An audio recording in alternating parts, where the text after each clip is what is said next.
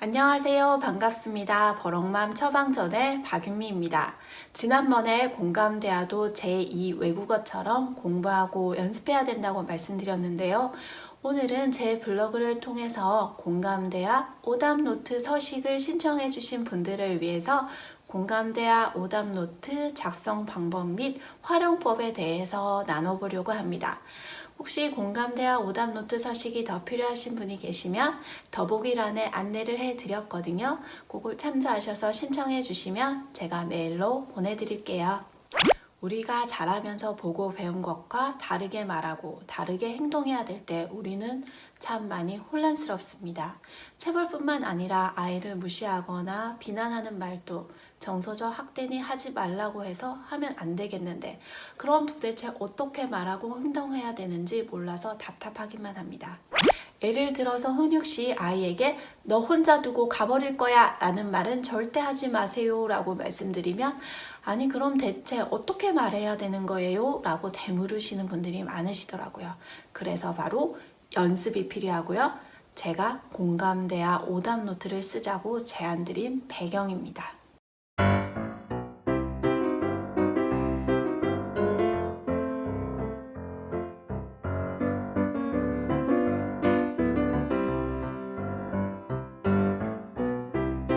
자, 이게 바로 공감대와 오답노트입니다. 공감대와 오답노트는 꼭 프린트해서 직접 펜으로 적어보시길 추천드려요. 적어봐야지 내 마음속을 떠돌아다니는 상황에 대해서 감정을 정리할 수 있고요. 그래야 객관적으로 상황을 들여다볼 수 있습니다. 적는 것만으로도 감정 해소 효과를 볼 수 있어요. 생각하기 싫고 기억하기 싫다고 회피하지 마세요. 반드시 들여다보고 풀어내야 문제가 없어요. 감정은 회피하거나 억압한다고 저절로 해소되지 않거든요. 그리고 반드시 적은 글을 소리내어 입 밖으로 꺼내 말해보세요. 글로 적는 것과 소리내어 말하는 것은 직접 해보시면 그 차이를 느낄 수가 있어요. 소리내서 말하면 억압하거나 회피했던 그 감정이 올라오는 걸 느낄 수 있어요. 머릿속으로 생각하는 것과 몸으로 느끼는 것은 천지차이입니다. 직접 경험해보세요. 먼저 지금 현재 나의 에너지를 체크해보세요.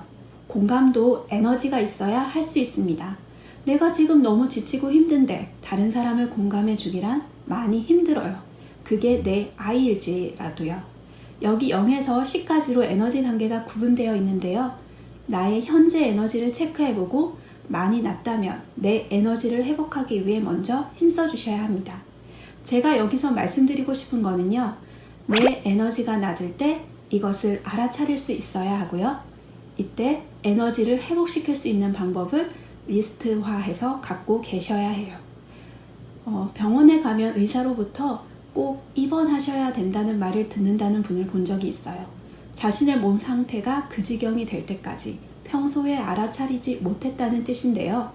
아이를 건강하게 돌보기 위해서는 내 마음과 몸의 에너지가 어떤지를 알고 있어야 합니다. 특히 아이가 어릴수록 저는 꼭 주변 가족들의 도움을 적극적으로 요청해야 한다고 생각하는데요. 그러기 위해선 일단 내가 어떤지 알아차릴 수 있어야 남편이나 주변 다른 지인에게 도움을 요청할 수 있겠죠.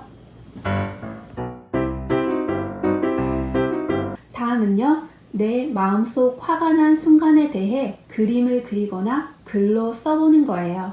그때 어떤 생각이 들었는지도 모두 적어보세요. 아무도 보지 않는 거니까요. 가감없이 솔직하게 막 적어보시는 거예요. 제가 왜 적어보라고 말씀드리냐면요. 적는 것만으로도 내 안에 두둥실 떠다니는 감정을 정리할 수 있어요.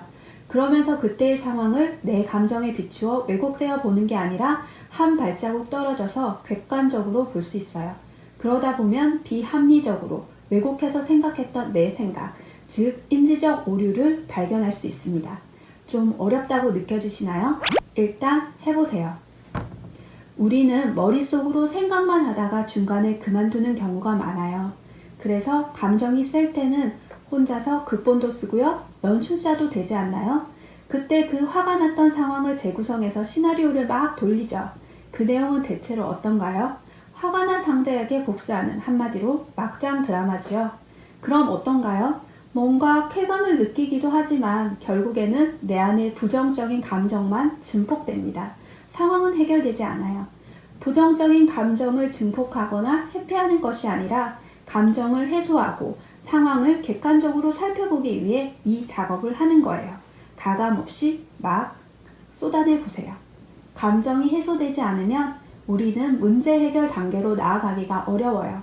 사실 감정을 해소하는 자체로 문제 해결이 되는 경우도 있지만 보통은 감정에 치우쳐서 어떻게 다르게 할까? 이 문제 해결 단계로 생각이 옮겨가는 것 자체가 힘들거든요. 글로 써보는 건 바로 생각이 한 발자국 더 나가 문제 해결 단계로 생각이 옮겨갈 수 있도록 도와주는 거예요. 다음은 친구에게 공감해주듯 나 자신을 공감해주세요. 우리는 자기 자신에게 좀 더 가혹하게 대하곤 해요. 다른 사람에게는 뭐 그럴 수 있지, 괜찮아 라고 위로해주면서도 정작 자기 자신에게는 그렇지 못한 경우가 많아요. 그래서 친구로 상황을 옮겨본 건데요. 친구를 공감해주듯 나 자신을 공감해주세요. 예를 들어 친구가 회사에서 발표를 잘 못했다고 주눅들어 있어요. 그럼 어떻게 하세요? 괜찮아, 잘했어. 너 아무도 그걸로 뭘 하지 않아. 다음엔 더 잘하면 되지 라고 위로해 주시죠. 근데 자기 자신에겐 어떤가요? 다른 사람들이 날 어떻게 보겠어? 이 바보. 난 왜 이렇게밖에 안 되지? 라고 생각해요. 우리는 자기 자신을 줌아웃해서 볼 수 있는 힘이 약해요. 줌인으로 나의 단점을 확대해서만 보기가 쉬워요. 그러나 줌아웃으로 나를 전체적으로 보면 더 큰 내가 있답니다. 우리는 이렇게 더 큰 나를 볼 수 있는 힘을 연습해 볼 필요가 있어요.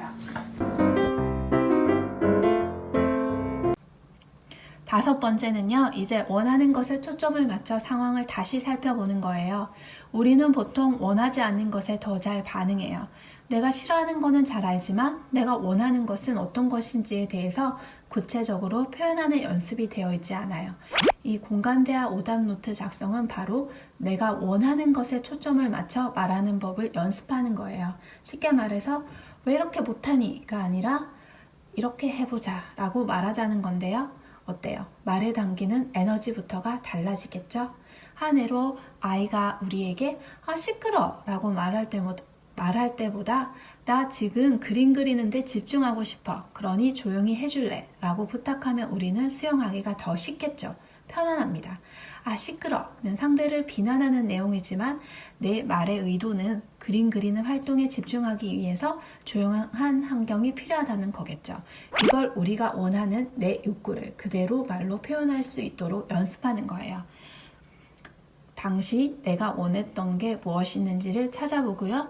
그리고 아이가 원했던 것은 무엇이었는지 그 욕구를 찾아서 적어보세요. 감정을 함께 적어보라고 한 것은 감정은 우리가 원하는 것이 무엇인지 우리의 욕구를 찾을 수 있도록 도와주는 힌트가 되거든요. 참, 감정 단어 목록도 제 블로그에서 다운받아 가실 수 있어요. 이것도 더보기란에 같이 안내해 드렸어요. 마지막으로 다음에는 이렇게 공감하고 말해줄래요입니다. 바로 관찰, 느낌, 욕구, 부탁의 4단계로 아이의 말을 공감하며 듣고 또 내가 하고 싶은 말을 공감 대화로 어떻게 할지 적어보자는 건데요. 관찰, 느낌, 욕구, 부탁을 하나씩 설명드릴게요. 먼저 관찰은요. 아이가 한 말이나 행동을 있는 그대로 보고 듣자는 건데요. 우리는 보통 있는 그대로 보거나 듣지 못하고 내 기준에서 그 상황을 판단하고 해석하기 쉽습니다. 예를 들자면 몇 차례 아이를 불렀는데도 아이가 대답을 안 해요. 그러면 너 엄마가 불러도 못 들은 척하고 엄마 말 무시하는 거야? 라고 말하기 쉬워요. 이걸 관찰로 바꿔서 표현해보면요. 엄마가 서너 차례 널 불렀는데 대답도 않고 돌아보지도 않아서 이게 관찰로 있는 그대로 보고 들은 대로 표현한 겁니다. 느낌은요. 아이의 행동으로 내가 중요하게 여기는 것, 원하는 것이 충족되거나 혹은 충족되지 않아서 내가 어떤 영향을 받았는지 나의 그 감정 상태를 표현하는 건데요.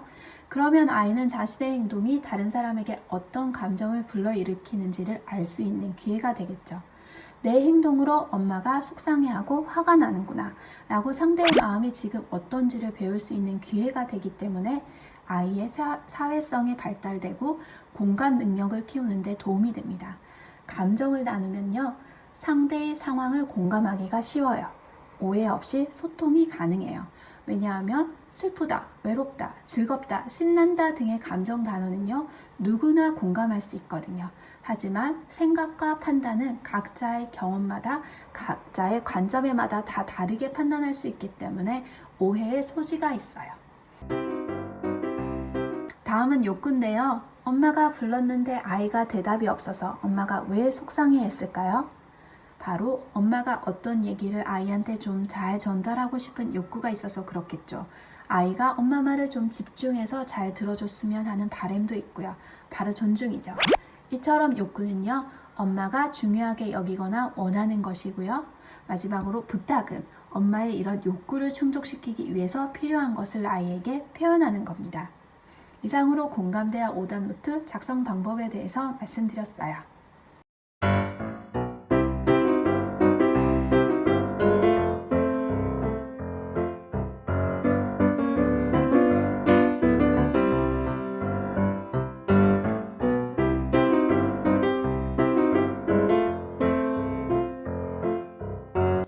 우리는 현재 100세 시대를 살고 있는데요. 이제는 120세라고도 하더라고요. 단순 계산으로 공감하며 듣고 공감하며 말하는 걸 내 몸에 자연스럽게 익히는데 정말 넉넉 잡아서 10년이 걸린다 하더라도 이걸 배워서 써볼 수 있는 기간이 무려 50년이나 남아 있습니다. 도전해 볼 가치가 있겠죠. 100% 완성된 완벽한 모습으로 당장 달라지고 싶은 마음은 이해하지만요. 당장 달라지는 걸 목표로 삼으면 시작하는데 어려움이 있어요. 그냥 지금 그저 한번 시작해보세요. 시작하느냐 마느냐에서 차이점이 발생하고요. 또 힘들고 잘 되지 않는 것 같아서 좌절하고 포기하고 싶은 그 순간이 분명 찾아올 거예요. 그때 포기하느냐, 그럼에도 불구하고 다시 시작해 보느냐에서 큰 차이가 발생할 거예요. 저 또한 계속 배우고 노력하고 연습하고 있는 중이에요. 우리 함께 같이 연습하고 공부하고 노력해 보아요. 오늘 또 시청해 주셔서 감사합니다.